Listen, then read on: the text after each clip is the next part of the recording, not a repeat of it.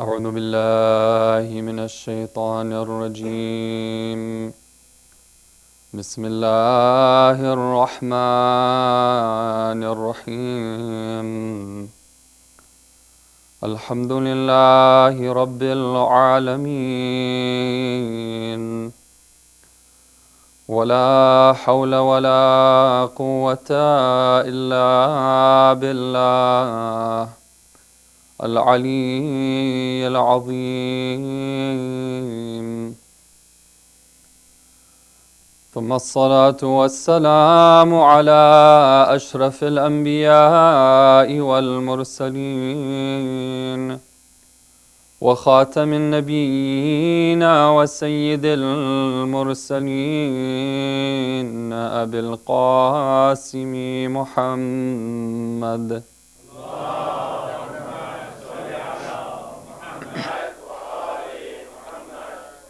وعلى آل بيته الطيبين الطاهرين المعصومين المظلومين لا سيما بقية الله في الأرضين ولعنة الله الدائمة على أعدائهم أجمعين من يومنا هذا إلى قيام يوم الدين. My respected Shaykh, elders, sisters, brothers in Islam and Iman, Assalamu alaikum wa rahmatullahi wa barakatuh. We have gathered here once again to commemorate the anniversary of the Shahada of the great lady Sayyida Fatima az-Zahra, Sayyidata Nisa al-Alameen.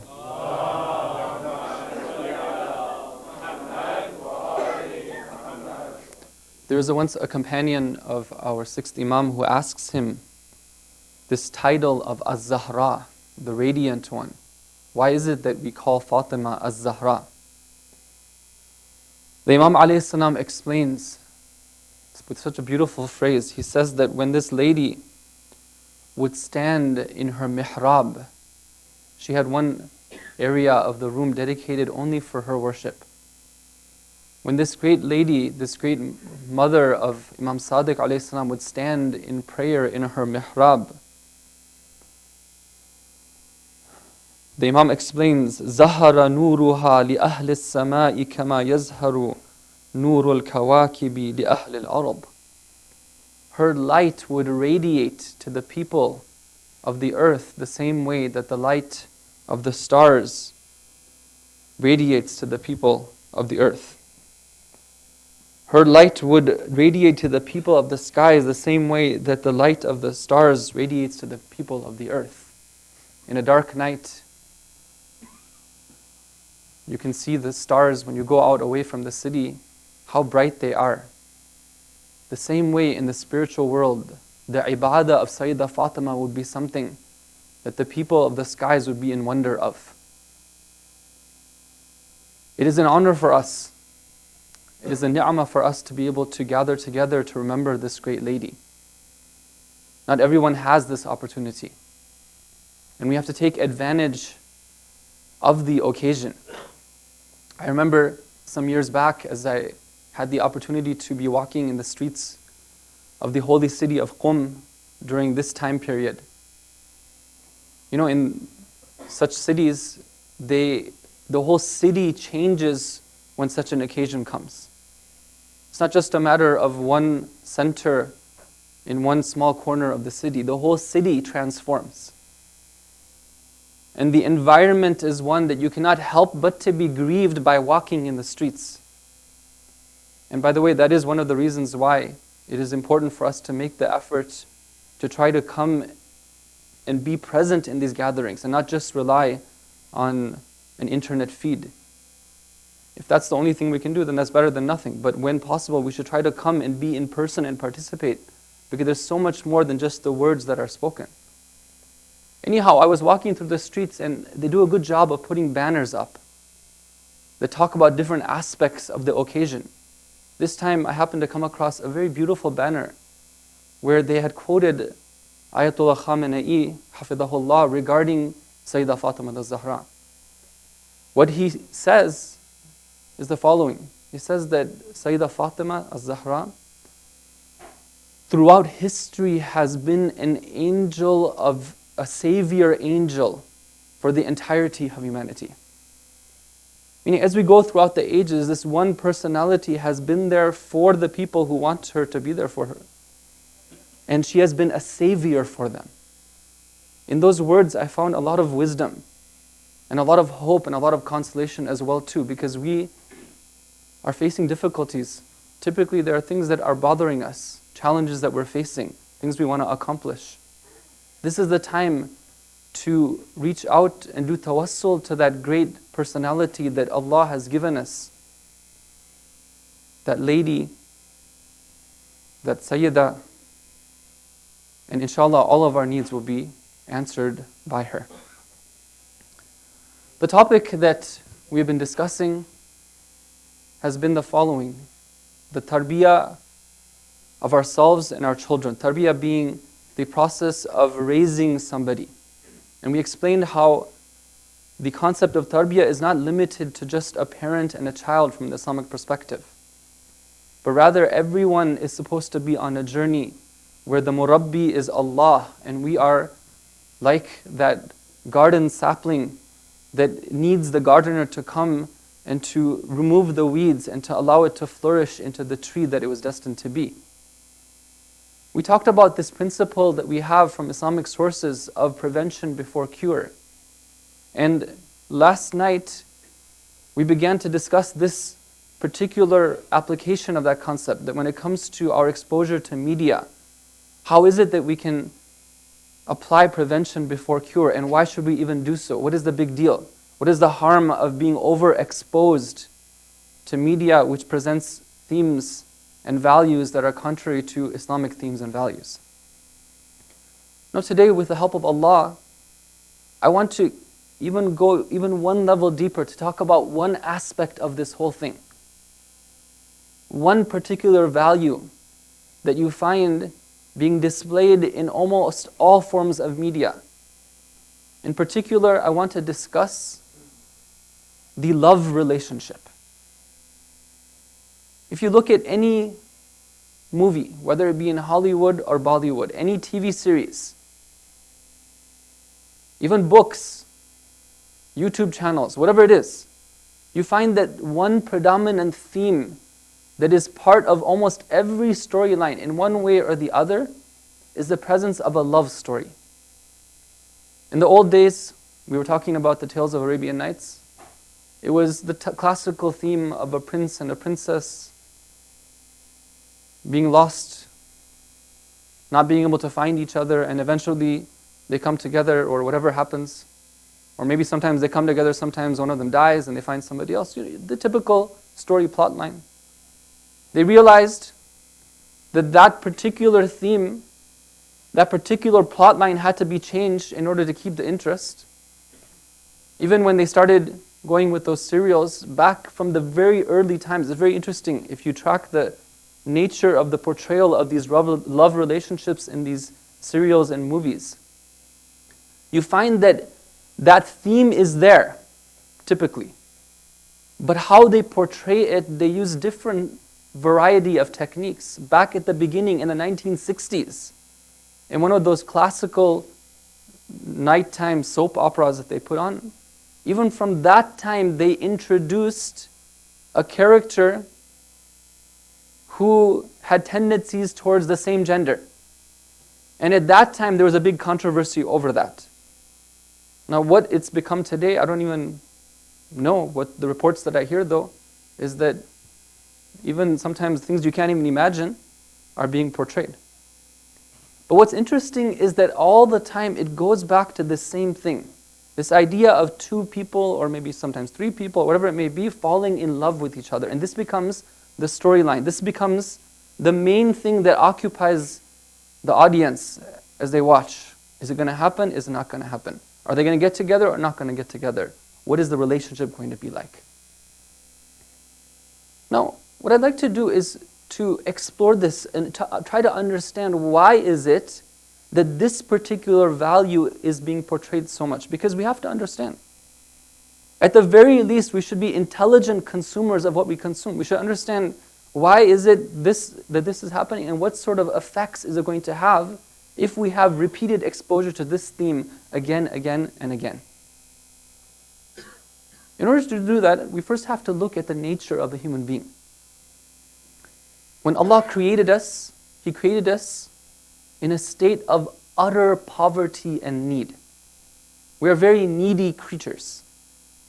Ya ayyuhan nas, antumul fuqara'u ilallah. Oh people, you are faqir. You are the ones who are very, very, very in need and very poor. Now, why is that the case? It's the nature of who we are. We can ask ourselves, do we even have control and possession over our own body? If that's the case, then how much have we been involved with the process of the blood circulating through our body and our respiratory system, causing us to breathe over the last 10 minutes since we started this lecture? Do we have really control? Is it in our possession? Do we really possess? Do we have those possessions that we have? The cars that we own, the houses that we have, the minds that we use to be able to generate that income that we get? Are these things really ours? If we look at ourselves, we realize that we're very needy creatures. We don't have anything actually. Everything that we have is being sustained by the one who created them. And the more that we think about what we have, the more we realize that we don't have. And that's why Imam Hussein alayhi salam says,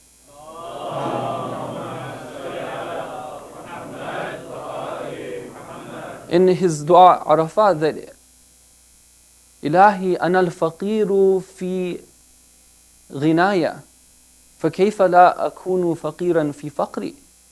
Oh Allah, when it comes to those things that I possess, even in those things I don't really own them. I'm very impoverished and in need of those things. What about, let alone those things that I don't have? Now, that's number one. Number two is that if we understand that we're needy, we understand that we have certain vulnerabilities. There are certain things about us, there's ways that we've been created particularly that can demonstrate that need. We need things. Okay, we need food, right? We need air to breathe. And we need care, we need comfort. The list goes on and on. Number three is that sometimes there are things that can come and pretend to fulfill the needs that we have that are not really what we need. Example, let's say that somebody begins to smoke. Na'udhu billah. They smoke, and they smoke, and they smoke. Eventually they're going to develop a habit of smoking. Now if you were to ask them before they started smoking, what is the need that they have of that cigarette pack, they'd be like, I don't have any need, I don't smoke.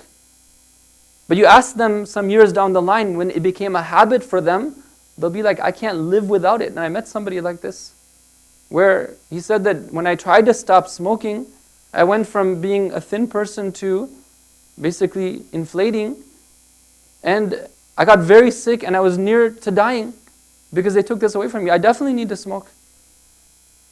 You see how there's something that can come and fill that need that we have that's not really the solution to our need. False solutions to real needs that we have.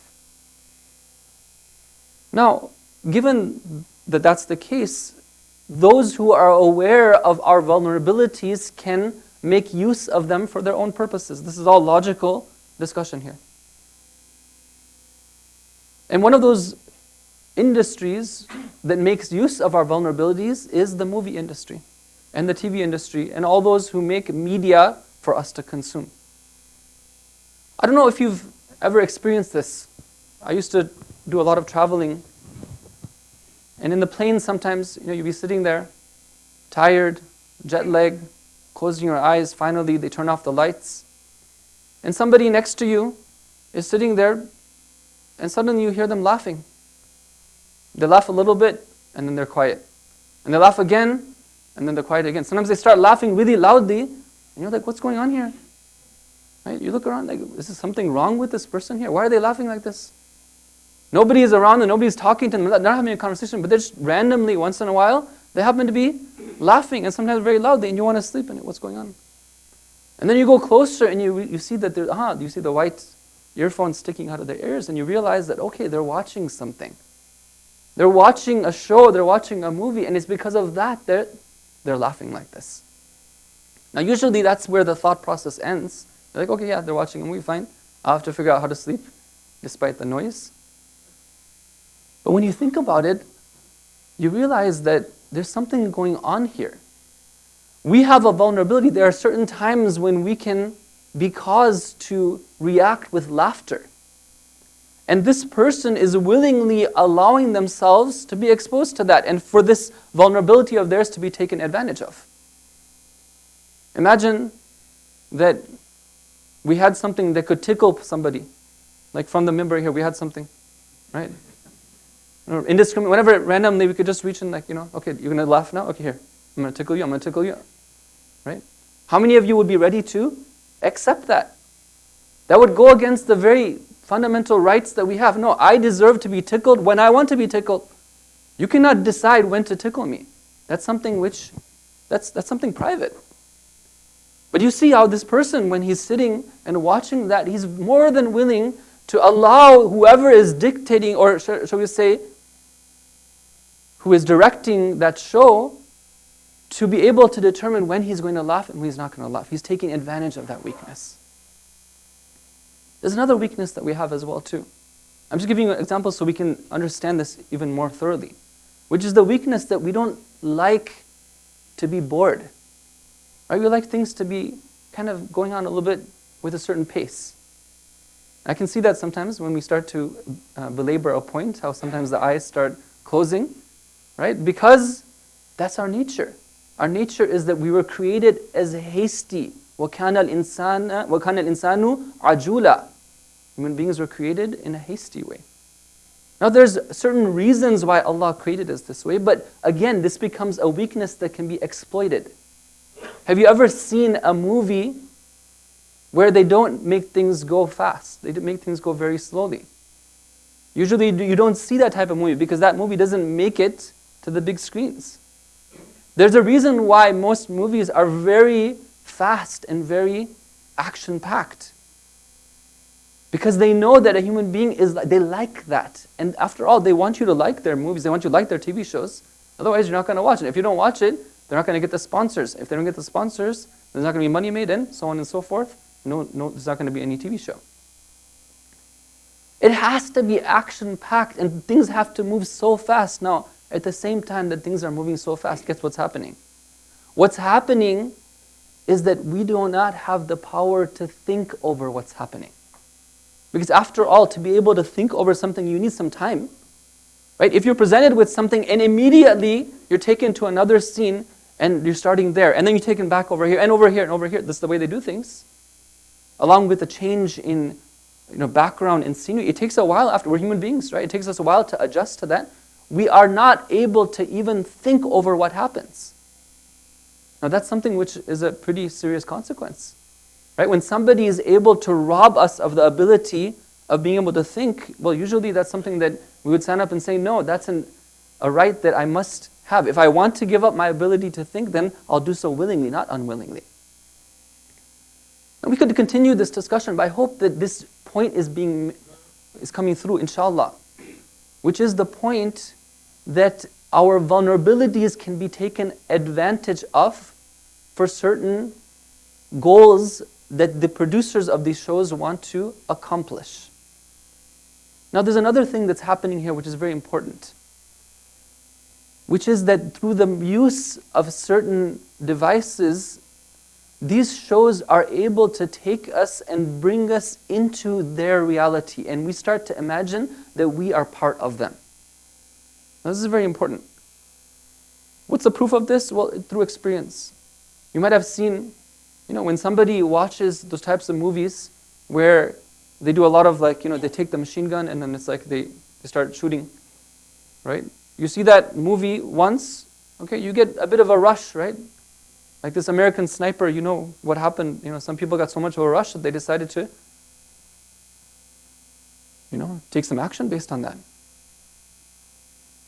But you watch these type of movies again, usually you don't watch them once, twice, 3 times, 4 times. Guess what? Now you start becoming part of the movie itself. You become the American sniper. You become James Bond. You become Rambo. You feel like you're the one who is facing all those enemies, and with such techniques and such clever sort of thinking, you're able to outmaneuver them. That's the type of imaginary world that they're able to create for us. Now all of this I've set up and I've been trying to describe in order to go back to this fundamental point, which is that what is the role of portraying these types of relationships, the love relationships in the shows, and what do they want to accomplish? Sallu ala Muhammad wa ala Muhammad.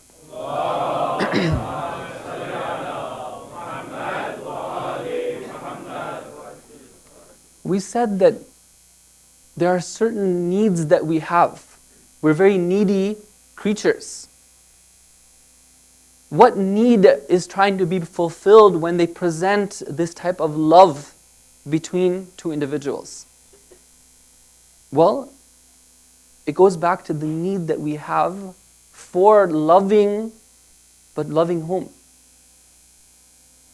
We were created, all of us, all human beings were created with a desire to love the one who has no imperfection, the one who is all of beauty, the one who is complete and absolute perfection, Allah.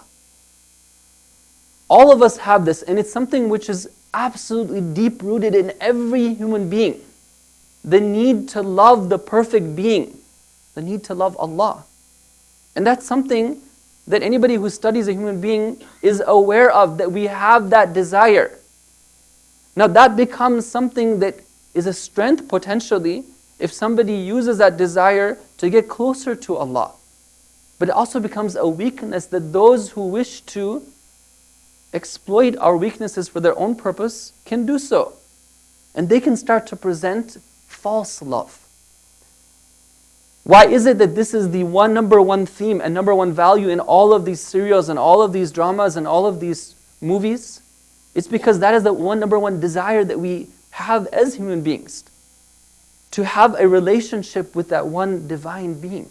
To have a relationship and to be close to and feel the presence of Allah.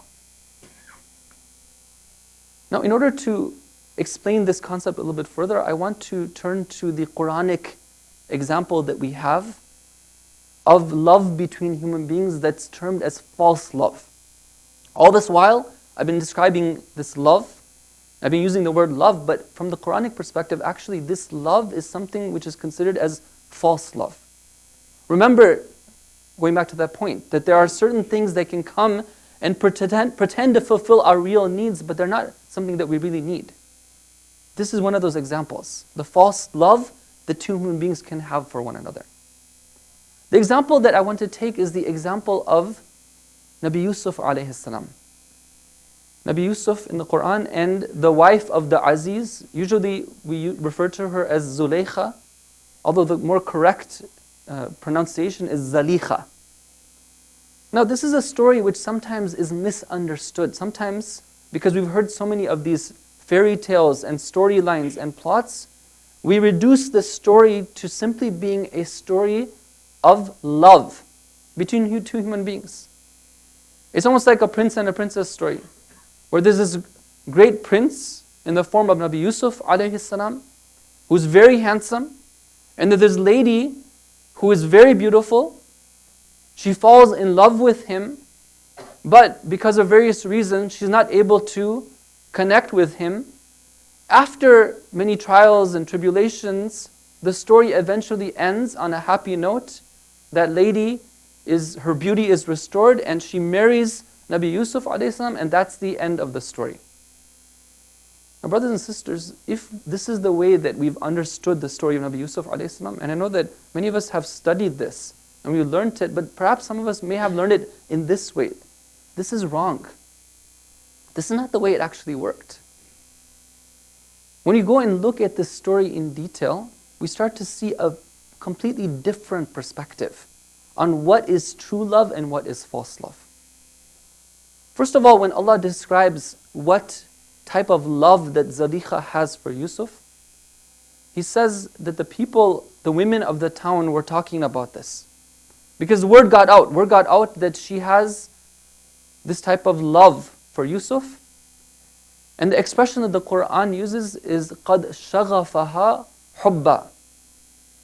And what does that mean? Literally, it means that the love of Nabi Yusuf ﷺ, that he had penetrated into her heart with his love. You see, this is an example. This is typically the way that it is shown on these shows, that there's somebody who falls in love and then that person occupies their hearts. They can't get them out of their mind. They're obsessed with them. This is an example of that. But what happens to this lady? Is this type of love something which leads to success? Is this something which is even considered love? Is this something which Allah looks upon and, oh, it's something which is cute? Let's follow this and see what happens to it? Absolutely not. There's no place for this type of love among people who are believers. It's not cute, it's not funny. It leads to one's destruction. What happens to this lady? She was a queen. She was wealthy. She was beautiful. Everything at her disposal. She was the talk of the town. But the story from the Quran tells us that eventually her lie is exposed. The one who is a slave is the one who is raised to the highest among positions among the people, and she's the one who's forgotten about. When we look at the story of Zulaykha according to hadith, we're told that towards the end, after this whole incident takes place, Nabi Yusuf is imprisoned, what happens is that she's reduced to begging on the streets. This is the result. Failure. This type of false love isn't something that is supported. Failure. She's begging on the streets. That's the end of Zulaykha. Now yes, there are traditions which say that there's something that happens after that. According to some of them, what happens is that one day after she's reduced to begging on the streets, she is really suffering. Some of her friends tell her that, okay, why don't you go to the Aziz of Egypt? Nabi Yusuf has now become the king of the land. Why don't you go to him and ask him for some help? It's not a love story. Just go and ask him. You're a beggar, go to one who gives. She's thinking about it, she's inclined to do it.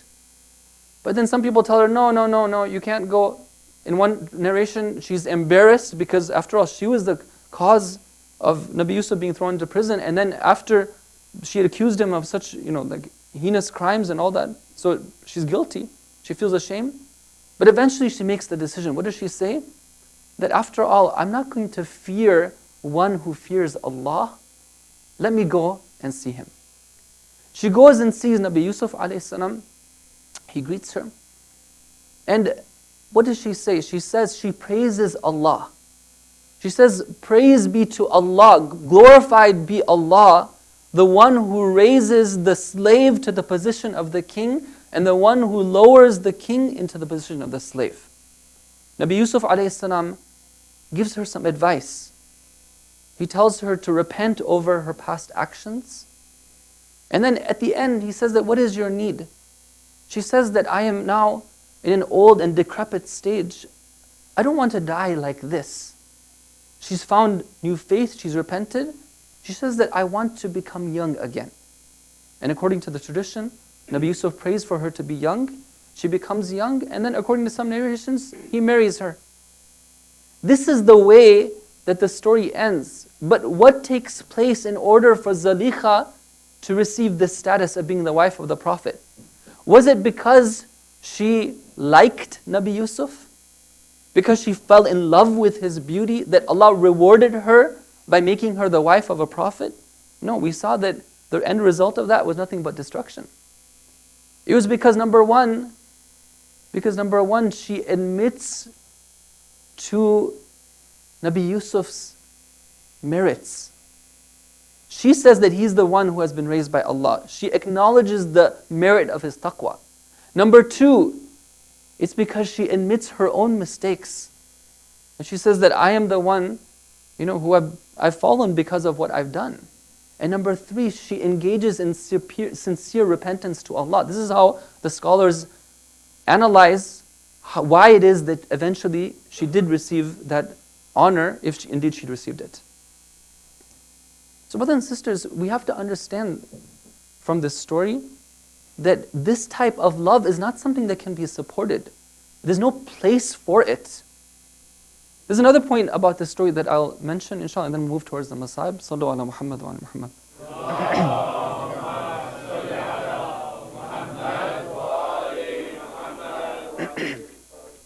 This point has to do with Nabi Yusuf alayhi salam himself.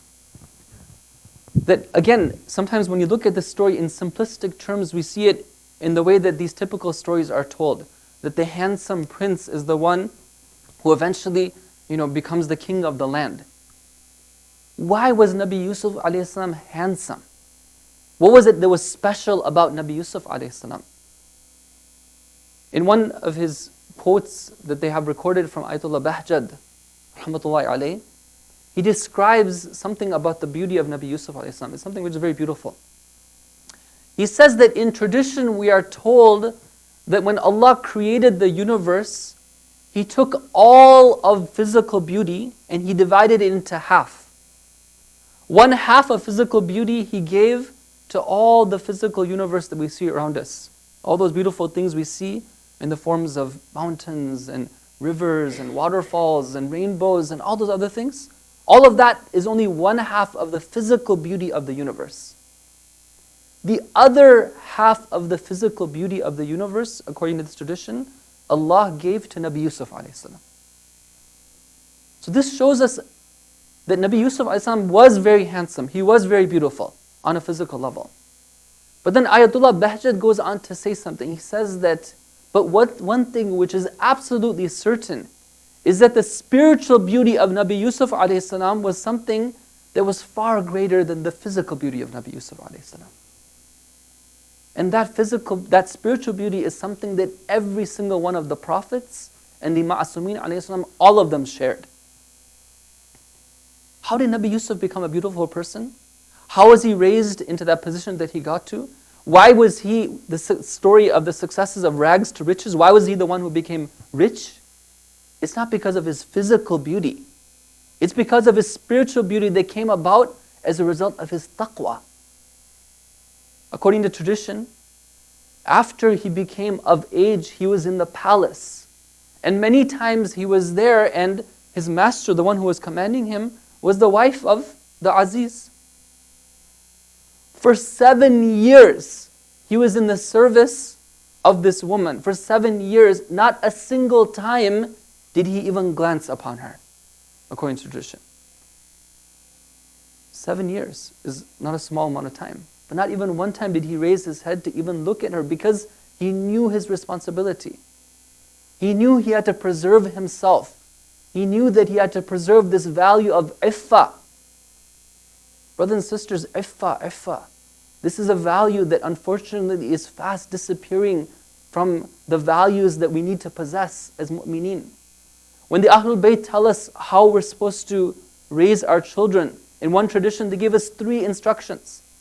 Meaning that all of the instructions that we have regarding raising children can be encapsulated into 3.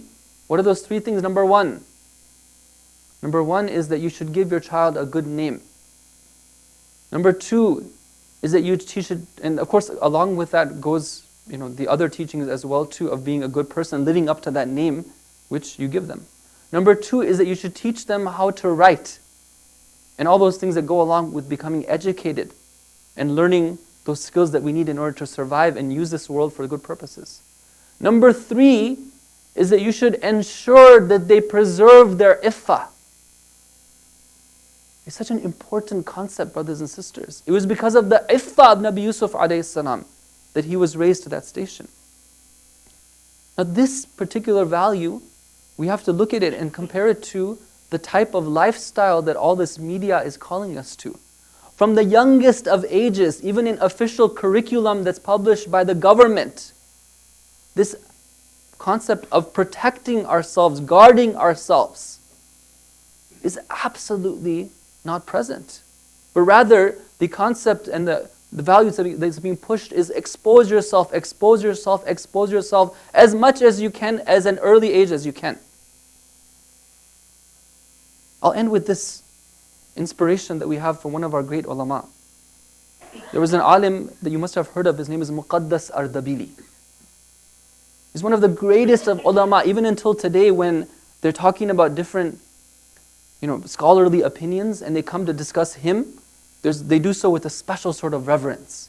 The Muqaddas Ardabili, this is what he had to say about this. When they talk about spiritual statuses and stations, when they come to Muqaddas Ardabili, it's like, no, he was somebody who was special. He's one of those individuals who we know for sure was able to meet with the Imam of the time. He's one of those individuals who was so renowned for his taqwa and for his chastity, for protecting himself when it came to these types of issues, that he became known as Al-Muqaddas. He was known as the Holy One, the Sanctified One. They say that one time he was asked about this point and he told his students that for 40 years, I have not committed a single action which is mubah. What does that mean? Mubah means something which is permissible. For 40 years, I haven't done anything which is even mubah, meaning for 40 years, everything I've done has been for the sake of Allah. In one way or the other, I made it into something that I know that Allah would be pleased with. It was either mustahab or it was wajib. But it wasn't makruh, it wasn't haram, and not even wasn't mubah. One time, they asked Muqaddas Ardabili, they say that, Muqaddas Ardabili, let's say that the opportunity to present, the opportunity to commit sin were to present itself to you. What would you do in that situation? Now this mountain of taqwa, what does he respond? He says, if I were put into that situation, I would seek help from Allah. Meaning that I'm not strong enough to deal with this alone. Even me, Muqaddas Ardabili, when there's a possibility of falling into sin, I'm not going to rely on myself. I'm going to resort to Allah in that case. I hope, inshallah, that the series of discussions has led us to a firmer understanding of the principle of prevention before cure, and that we can choose a strategy when it comes to media, when it comes to books, when it comes to friends that we take, gatherings that we go to, different events that we participate in, our general outlook on what our role is in this society for ourselves and our children. May Allah accept the efforts. Wa sallallahu ala Muhammad wa ala al-Tahirin.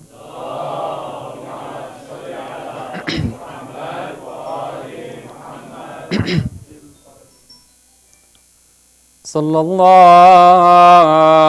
عليك يا بنت محمد يا قرة عين الرسول يا فاطمة الزهراء.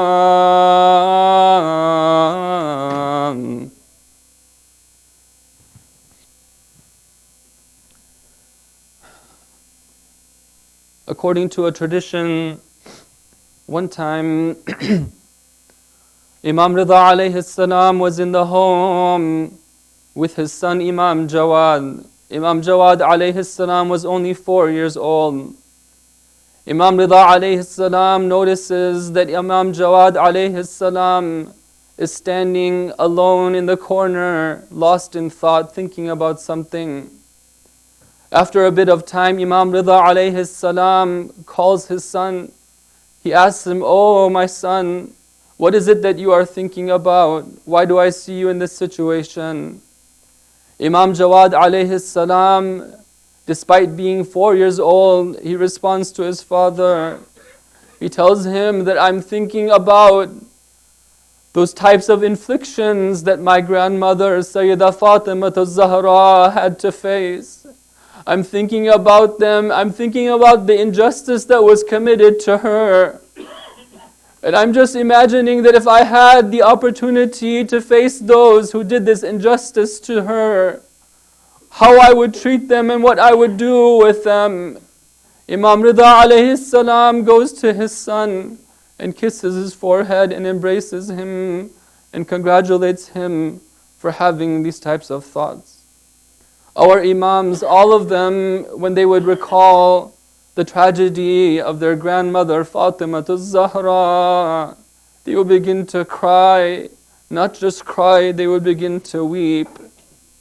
This is a time when our Imams alayhimus salam must have been in such a state of sadness, remembering what happened to Sayyidah Fatima az-Zahra.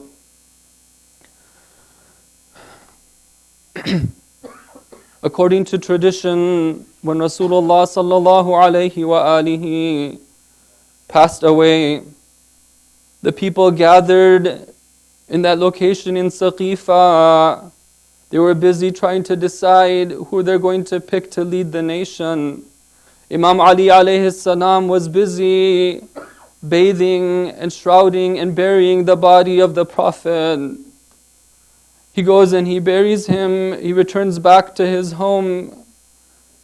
He remains reciting the Quran and compiling the Quran. There comes a point where they've decided, they ask everyone to pledge allegiance to the one who is chosen.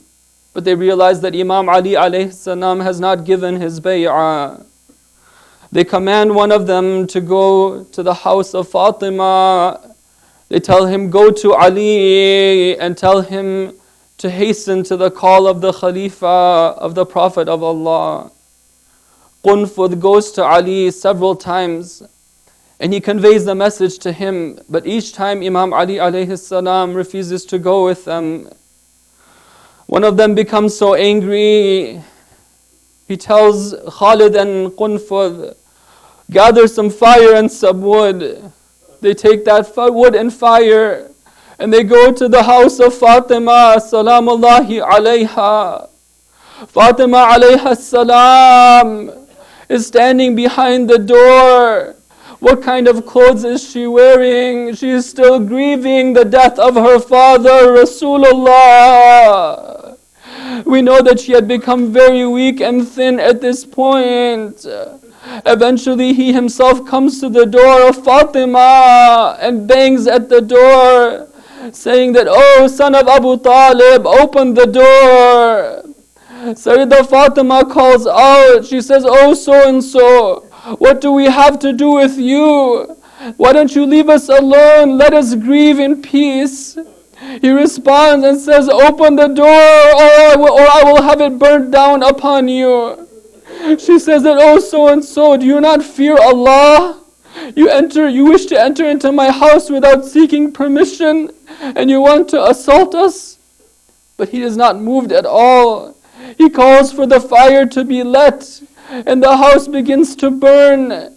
He pushes the half-burnt door open. He pushes the half-door burned open and comes face to face with Sayyidah Fatima az-Zahra.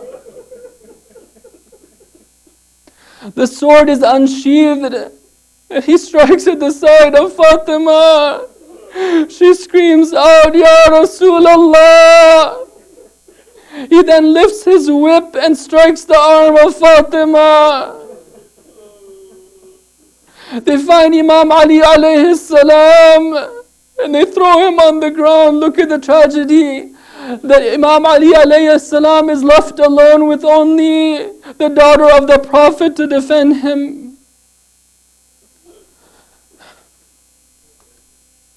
Inna lillahi wa inna ilayhi raji'un. Imam Ali alayhi salam, when he sees what they have decided to do with Sayyidah Fatima, he takes his sword and he is about to kill that man, but then he remembers the promise he made to Rasulullah to be patient and to preserve the unity. So he cries out, by Allah who chose Muhammad for prophethood, if it were not the case of the command of the Prophet, you would not have had the courage to enter my house without permission. They call upon a group of them to grab Imam Ali alayhi salam. They now chained up the Amir al-Mu'mineen. They are dragging him to the masjid. Fatima alayhi salam is standing at the door. Qunfud takes his whip now. He strikes her. It strikes her so hard that the same way that a tight bracelet would leave a mark on the hand, it leaves a mark on Fatima. And then he pushes the door, which is half burnt on Fatima. Fatima alayhi salam cries out, "Oh Rasulullah, look at what they're doing to your daughter." She cries out, "Oh Fidda, come to my help, see what they've done to me. The baby who is in my womb has now become shaheed."